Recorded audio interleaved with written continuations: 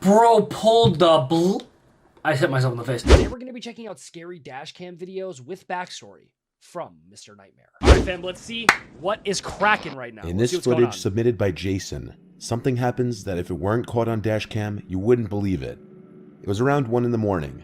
Jason was on his way to what he thought was going to be the house of a woman he matched with on a dating app. The person had given Jason their address over the app. They had not exchanged numbers. After putting the address into his phone, he realized that not only was the address 20 minutes away, it was also in a less desirable side of town. Against his better judgment, he got in his car anyways to head to the given address, which was in a cul-de-sac. After entering the cul-de-sac, he realized all 3 houses had all of their lights out, and when he tried to message the girl he matched on the dating app, she would no longer answer. After waiting a few minutes for an answer, he realized the person had unmatched him, meaning it may have been a trick or prank. Yeah, she's playing, so he turned the car around. As he was leaving the cul-de-sac, he noticed someone on the sidewalk stepping out into the street. Oh, hell So he locks his doors and slows down. Oh, hell This is the footage captured on the dashcam. Hey, was that you who matched with me? Where are they? Oh, shit.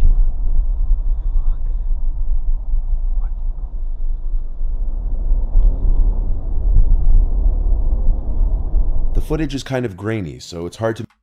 Bro pulled the I hit myself in the face. Bro was pulling up with the blick. make out some of the smaller details. Wow. But basically what happened was Jason slowed down as he saw a masked person walking into the middle of the street, immediately knowing something was off because there was nothing across the street except a busy highway. So he locks his door and comes to a stop as the person is directly in front of his car. Then the masked person reaches into his pocket, grabs a handgun that's a little hard to see in the video due to lighting, and starts running towards his driver's side door. Jason immediately steps on the gas and drives past the man. He then tries to open the door, which thankfully was locked mere seconds earlier. It's hard to see unless you pause and zoom in, but the man in the video was wearing a creepy smiling mask. The man didn't fire any rounds, but that's also under the assumption that the gun was even loaded or real. It's not that uncommon to hear about people using fake guns in scenarios like this. What was strange about this was while even though it was in a less desirable end of town, it was still a very residential block right next to a highway. So it was a slightly questionable place to pull this. However, it doesn't take a detective to put the pieces together that this was a setup through the dating app to lure some unsuspecting guy to a dead-end road in order to rob him at gunpoint or worse. According to Jason, the spot in which the man stepped into the street was out of view of any houses as it ran alongside a long fence and bushes. Jason reported the whole incident to the police, including the given address. And they didn't do anything. Jason was accompanied with a police officer to knock on the door of the address in question the next day. And an older woman who claimed to live alone answered the door. She claimed she had nothing to do with it. And that's obviously pretty likely to be the truth, meaning a random person simply chose that address because the street was low-key and hidden, debatably a perfect spot to try and set somebody up. Luckily, Jason didn't decide to stay put and got away without harm, because who knows what could have happened. Jason almost got IRL GTA'd. Before the next clip, I just want to... Sorry, brother. Don't want to hear about your ad, my boy. November 23rd, 2016, the day before Thanksgiving, a fire began on the Chimney Tops Trail in the Great Smoky Mountains National Park. That's sad. The fire was sparked by a group of kids playing with matches in the woods. Sounds about right. It was fueled by unusually high winds. Yeah, it's too dry. Flames erupted in a remote area with steep terrain that made access to the fire difficult for firefighters. Crews spent 3 days working to create a containment area lower down the mountain. Helicopters... 3 days?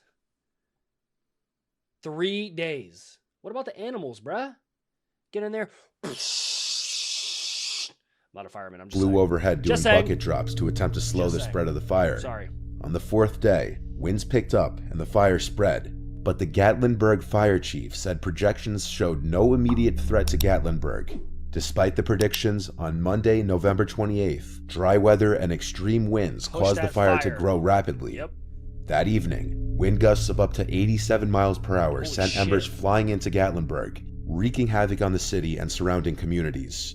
Town officials reported that evacuation alerts were sent out to residents' cell phones, but many residents said they never received any alerts. 14 people were killed and 191 people were injured in the fire. The flames destroyed nearly 2,500 homes and left an estimated $2 billion worth of damages. Resident Michael Luciano recorded his and his stepbrother's horrifying escape down the mountain. During the drive down, just about every single passing cabin is seen engulfed in flames. Oh, so they were just there. They're not some type of firemen. They were just there trying to get down the mountain. They were trapped. Pass. Holy shit. Oh my god. It's like they're in real life hell. Lord. We'll get out of it. Hit the gas. I can't see. Bro said, we'll get out of it, just hit the gas. Why is every cabin on fire? Holy shit. Fuck. I don't think. Wow. I don't know about this. Dude, this started at Natty Branch. We're going the wrong way. What?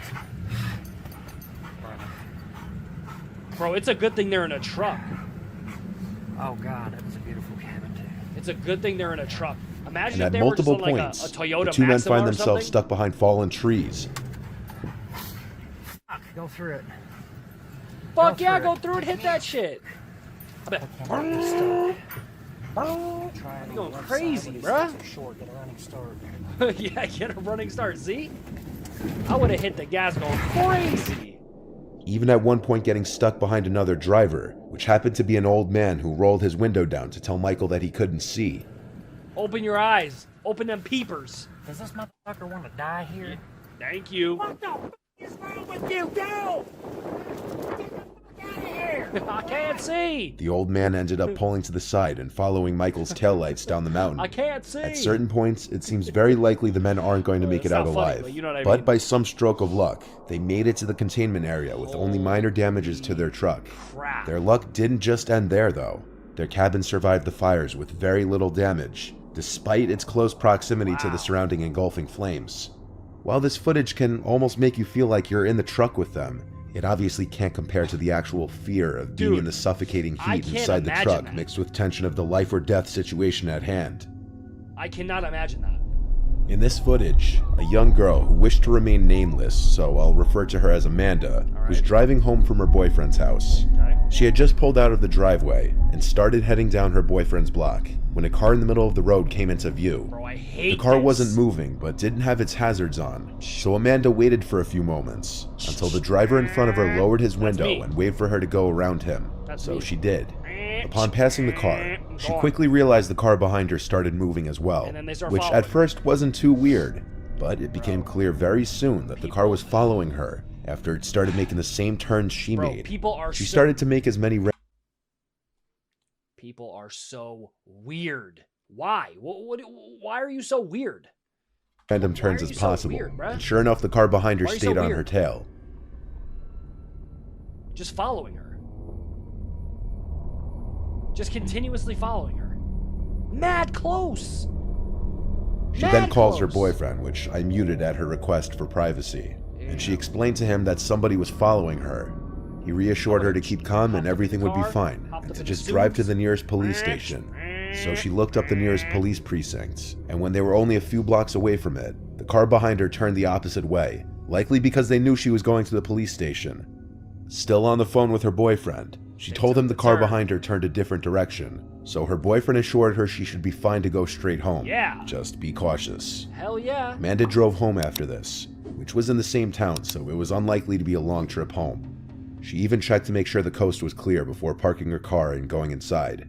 But later in the night, she woke up to this. No way. They drove by again? No way. Bro, it's so dark I can't see shit. What the fuck is that? Bro, they're at her door?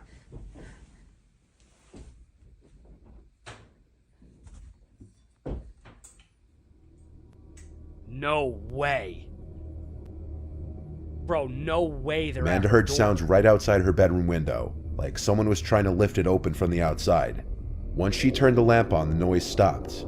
She called for her dad when she realized what was happening, and the occurrence was immediately associated with the vehicle that was following her earlier. So you're telling me they followed her from her boyfriend's house, took the opposite way, then when she got home, tried to lift up her... First floor problems. Could never be me.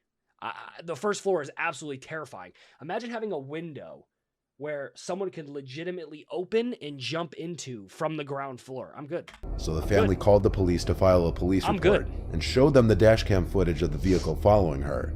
Wow. The vehicle could be identified as a BMW, and Amanda was asked if she knew anyone who owned a BMW that might want to hurt her. The only person she could think of was a guy named Christopher Crea, somebody who she blocked on social media for obsessive harassment, who happened to drive a black BMW. That's him. These were the last texts Christopher had. I never asked you nor needed you to talk to, LOL. Yeah, so the time you hit me up basically crying about Ryan, always Ryan's, bro. Or whatever the fuck his name was, that wasn't me there for you. I'm asking you to please stop texting me and go fuck yourself. Sent to Amanda before she blocked him. Bro, this is some obsessive shit. Christopher happened to know Amanda's boyfriend personally through mutual friends, and through those connections, he knew where he lived. So the idea. Sorry, but like, do you know how frustrating it is when you think you're about to, you're above me? Oh. Yeah, that this Christopher guy waited outside Amanda's boyfriend's house suddenly became a possibility. As an idle threat, Amanda's boyfriend sent an Instagram DM to Christopher that she was filing for a restraining order if he bothered her again. But his response was him acting confused and claiming he hadn't bothered her. Whether it was acting or not is a mystery, but nothing happens again at Amanda's house after that. So it doesn't seem too far-fetched that it could have been this Christopher guy. Look, it doesn't matter if it was him or not. You showed creep behavior, therefore you're getting blamed. That's how it works. That's just how it works. It doesn't matter if it was you or not. You've proven yourself to be a weirdo. The following dashcam footage was taken in the vehicle of Uber driver Christina Spikuza. Okay. And I want to warn you, while there is no actual graphic footage shown, the story behind it is upsetting. Is he gonna try and rob her? 38-year-old mother of four, Christina Spikuza, was doing some night drives on February 10th, 2022, when 22-year-old Calvin Crew used his girlfriend's phone to order an Uber. Christina accepted the ride and picked Calvin up. Okay. He gets into the car in a sketchy mask covering his entire face, except for his glowing eyes. So, she greets him by asking for Tanea and how are you today? But he doesn't answer either question, or if he did, it was likely an inaudible grunt.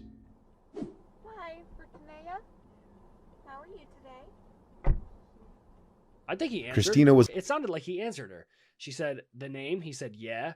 Then she said, "How was your night?" He said, "Chillin'." Was extremely polite to Calvin, even asking how his day was going a few minutes in. Did you have a good day today? Calvin is seen turning to check if the coast was clear, and then lifting his mask up slightly before pulling a gun on Christina and threatening her. Told you. You could tell by him sitting in the middle. I'm sorry? Wow. Bro got that M9. No, it's not. Stop. Come on, man. I got a family. What are you doing? I got a family too. Now drive. Bro, she reached back. Bro's got that M9.